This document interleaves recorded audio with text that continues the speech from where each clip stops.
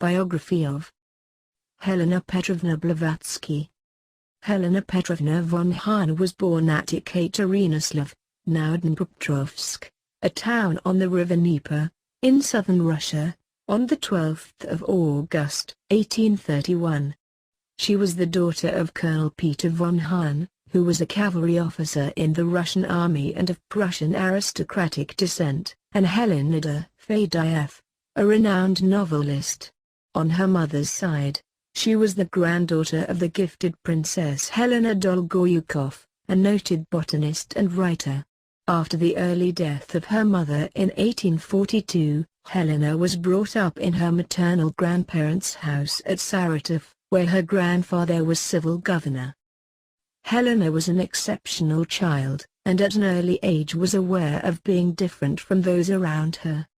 Her possession of certain psychic powers puzzled her family and friends. At once impatient of all authority, yet deeply sensitive, she was gifted in many ways.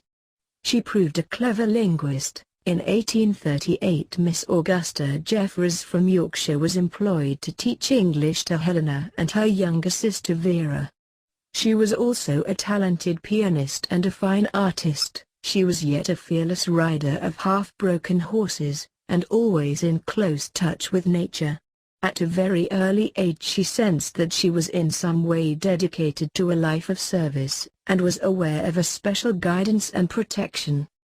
When almost 18, she married the middle-aged Nikifor Blavatsky, vice-governor of the province of Yerevan, in a mood of rebellious independence and possibly with a plan to become free of her surroundings. The marriage, as such, meant nothing to her and was never consummated. In a few months she escaped and traveled widely in Turkey, Egypt, and Greece, on money supplied by her father. On her 20th birthday, in 1851, being then in London, she met the individual whom she had known in her psycho-spiritual visions from childhood, an Eastern initiate of Rajput birth, the Mahatma Maurya or M. as he became known in later years among Theosophists. He told her something of the work that was in store for her, and from that moment she accepted fully his guidance. Later the same year, Helena embarked for Canada, and after adventurous travels in various parts of the USA, Mexico, South America and the West Indies, went via the Cape and Ceylon to India in 1852. Her first attempt to enter Tibet failed. She returned to England via Java in 1853. In the summer of 1854, she went to America again, crossing the Rockies with a caravan of emigrants, probably in a covered wagon. In late 1855, she left for India via Japan and the Straits. On this trip she succeeded in entering Tibet through Kashmir and Ladakh, undergoing part of her occult training with her master. In 1858 she was in France and Germany, and returned to Russia in the late fall of the same year, staying a short time with her sister Vera at Pskov. From 1860 to 1865, she lived and traveled through the Caucasus, experiencing a severe physical and psychic crisis which placed her in complete control over her occult powers. She left Russia again in the autumn of 1865, and traveled extensively through the Balkans, Greece, Egypt, Syria and Italy and various other places. In 1868 she went via India to Tibet. On this trip HPB met the Master Kuthumi, K.H., for the first time and stayed in his house in Little Tibet. In late 1870 she was back in Cyprus and Greece. Embarking for Egypt, she was shipwrecked near the island of Spettai on July 4, 1871. Saved from drowning, she went to Cairo where she tried to form a Société Spirite which soon failed. After further travels through the Middle East, she returned for a short time to her relatives at Odessa, Russia in July 1872.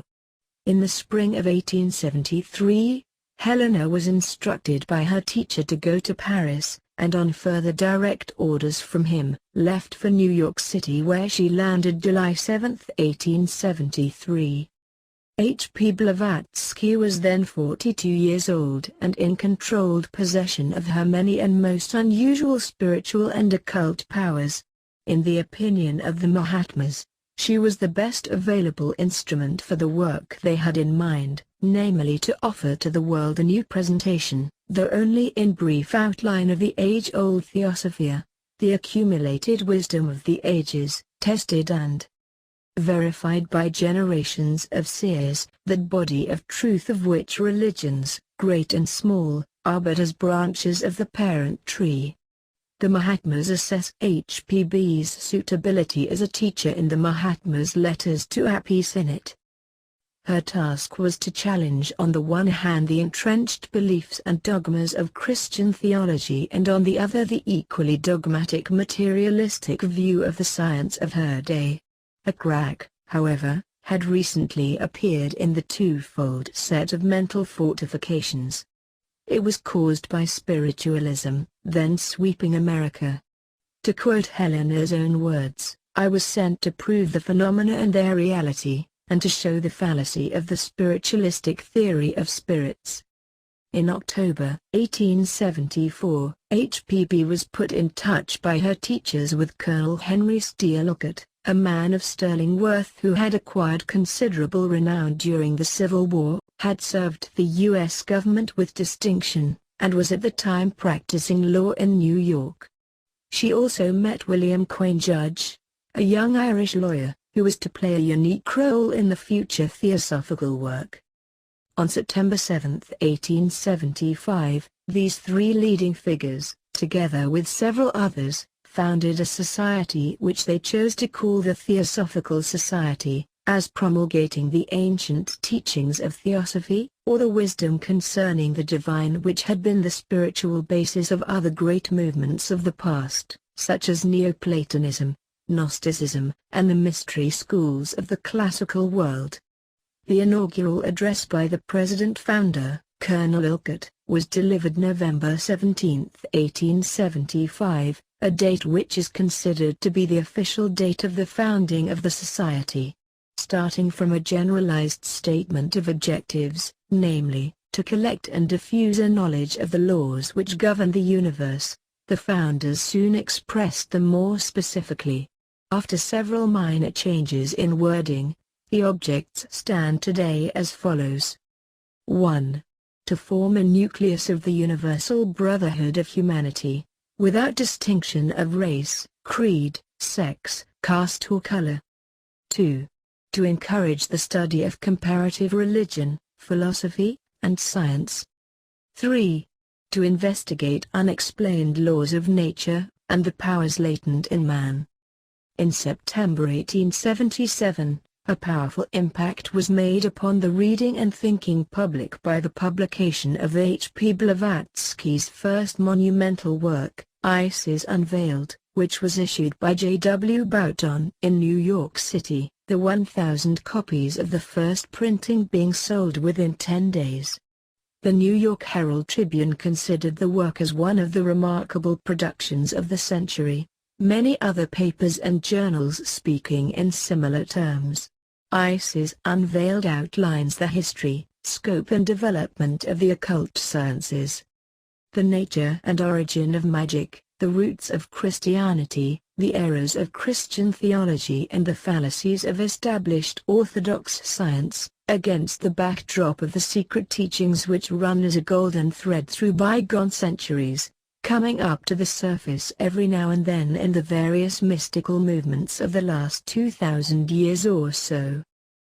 On July 8, 1878, H.P. Blavatsky was naturalized as a U.S. citizen, an event which received publicity in various newspapers. In December of the same year, H.P. Blavatsky and Colonel Olcott left for India via England.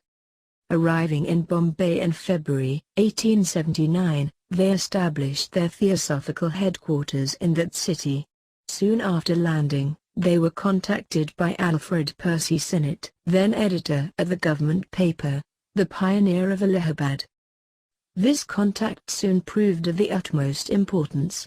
After a tour of northwestern India, the founders returned to Bombay and started, in October 1879, their first theosophical journal, The Theosophist, still published today, with H. P. Blavatsky as editor.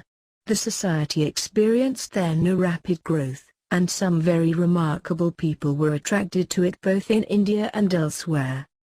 During May to July 1880, the founders spent some time in Ceylon, Sri Lanka, where Colonel Olcott laid the foundations for his later work to stimulate the revival of Buddhism. They both took Panchasila or became officially Buddhists. In September and October 1880, HPB and Colonel Olcott visited A.P. Sinnett and his wife Patience at Simla in northern India. The serious interest of Sinnett in the teachings and the work of the Theosophical Society prompted H. P. Blavatsky to establish a contact by correspondence between Sinnett and the two adepts who were sponsoring the society, Mahatmas K.H. and M. From this correspondence Sinnett wrote The Occult World, 1881, and Esoteric Buddhism, 1883. Both of which had an enormous influence in generating public interest in theosophy.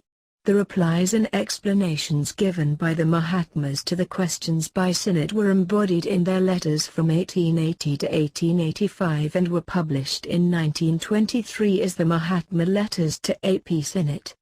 The original letters from these teachers are preserved in the British Library, where they can be viewed by special permission in the Department of Rare Manuscripts. In May 1882, a large estate was bought in southern India at Adia, near Madras, and the Theosophical headquarters were moved there at the end of the year. This centre became soon the radiating point for a worldwide activity. Madame Blavatsky and Colonel Olcott engaged in trips to various outlying districts, founded branches, received visitors, conducted an enormous correspondence with inquirers, and filled their journal with most valuable and scholarly material there. Main purpose of which was to revitalize the dormant interest on the part of India in the spiritual worth of their own ancient scriptures. It is during this period that Colonel Olcott engaged in widespread mesmeric healings until February 1884. When he left for London to petition the British government on behalf of the Buddhists of Ceylon, Sri Lanka. H. P. Blavatsky, then in rather poor health, went to Europe with him. After staying almost 5 months in Paris and London, HPB visited the Gebhard family in Elberfeld, Germany during the late summer and early autumn of 1884 and was busily engaged in writing her second work, The Secret Doctrine. Meanwhile, a vicious attack on her by Alexis and Emma Coulomb, two of her staff members at Adia, was rapidly building up. She returned to Adia on December 21, 1884 to learn the details of the situation. She wished to sue the couple, already dismissed from Adia for their gross libel on her concerning the supposed fraudulent production of psychic phenomena. HPB was, however, overruled by a committee of leading TS members, and in disgust resigned as corresponding secretary of the society. On March 31, 1885, she left for Europe, never to return to Indian soil. The Coulomb attack, as was later proved, had no solid foundation whatsoever. It was based on forged and partially forged letters, purporting to have been written by H. P. Blavatsky, with instructions to arrange fraudulent psychic phenomena of various kinds. A Christian missionary magazine in Madras published the most incriminating portions of these letters. Meanwhile, the Society for Psychical Research, London, had appointed a special committee to investigate Madame Blavatsky's claims. Then, in December 1884, Richard Hodgson, a member of this SPR committee, arrived in India to inquire into and report on the Coulomb's allegations. Based upon Hodgson's findings, The SPR Committee in its final report of December 1885, branded Madame Blavatsky one of the most accomplished, ingenious and interesting impostors in history. Mr. Hodgson also accused Madame Blavatsky of being a Russian spy. This SPR Hodgson report has been the basis for most subsequent attacks on H.P. Blavatsky, as to her dishonesty, the non-existence of her masters, and the worthlessness of Theosophy. This vicious attack had a most unfavorable effect on H.P. Blavatsky's health. Having left India for Europe, she settled first in Italy and then in August 1885 at Wurzburg, Germany, where she worked on the secret doctrine. In July 1886, she relocated to Ostend, Belgium, and in May of 1887, at the invitation of English theosophists, she moved to a small house at Upper Norwood, London. After her arrival in England, theosophical activities immediately began to move rapidly. The Blavatsky Lodge was formed and started publicizing theosophical ideas. As H.P. Blavatsky had virtually lost control of the Theosophist, she founded in September 1887 Lucifer, a monthly magazine designed, as stated on its title page, to bring to light the hidden things of darkness. Also in the same month, HPB moved to 17 Lansdowne Road, Holland Park, London.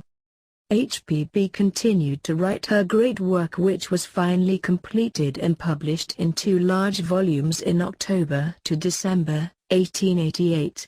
Her indefatigable helpers in the transcription and editing of the manuscript were Bertram Cately and Archibald Cately, whose financial backing was also of immense assistance. The Secret Doctrine was the crowning achievement of H.P. Blavatsky's literary career. Volume 1 is concerned mainly with the evolution of the universe.